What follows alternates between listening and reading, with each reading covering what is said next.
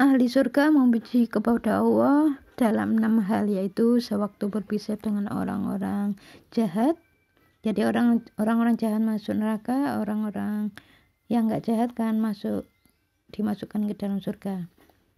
Alhamdulillahilladzi najjana minal qaumiz zalimin. Itu ada keterangannya dalam surat Mukmin ayat 28. Yang kedua, sewaktu melewati sirat. Maksudnya siratal mustaqim. Alhamdulillahilladzi adhaba 'anal hazana inna rabbana laghafurun syakur.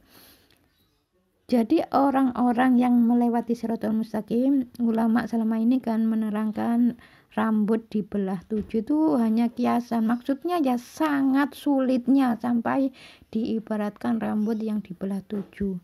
Sangat sulitnya.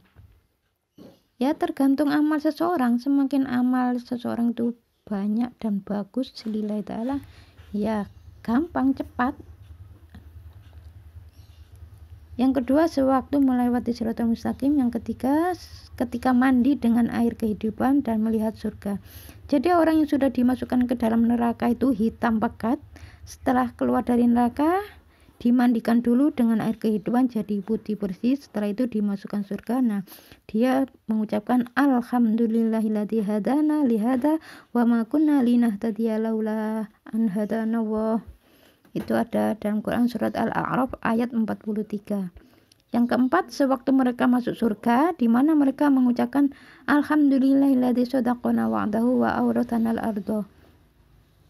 Jadi orang yang dimasukkan ke dalam surga, waktu masuk surga itu kan berbondong-bondong ya, berjalan rame-rame berbondong-bondong. Setelah itu berpencar, ada yang masuk surga Firdaus, surga Adan, masing-masing itu ada catatannya. Oh, saya ini punya kartu ini, masuk ke surga Firdaus. Nah, akhirnya masuk ke sana.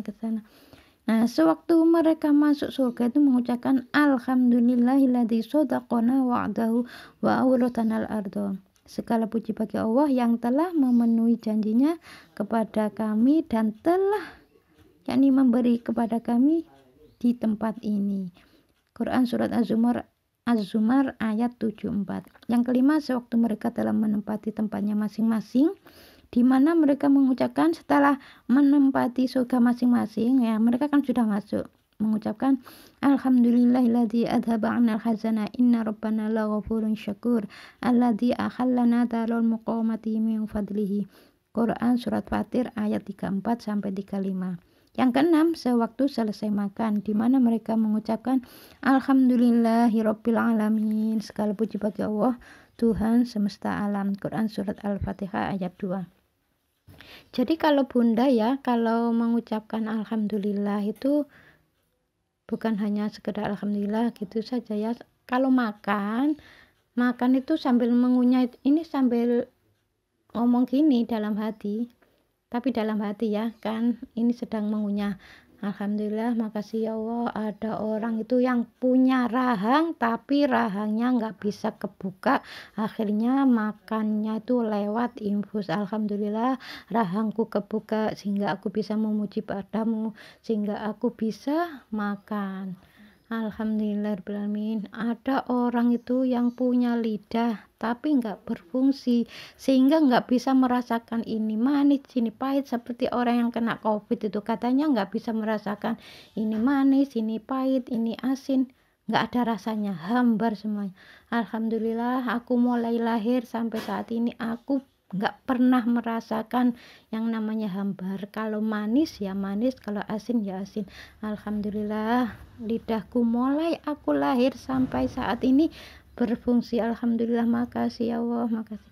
Jadi cara berterima kasihnya itu kalau Bunda itu seperti itu, detail. Jadi janganlah kita ini sehabis makan hanya alhamdulillah. Itu ucapan dalam lisan dan harus dibuktikan.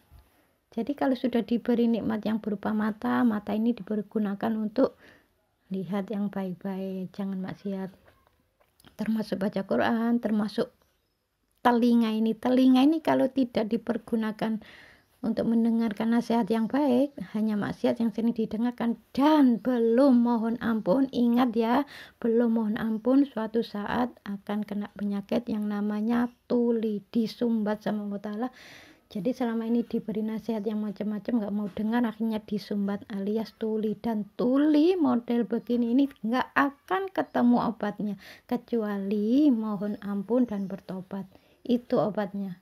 Jadi Allah itu cepat merespon ya, begitu hamba itu bertobat lillahi ta'ala, akhirnya diberikan kesembuhan separuh setelah dibuktikan kalau ada nasihat yang baik didengarkan.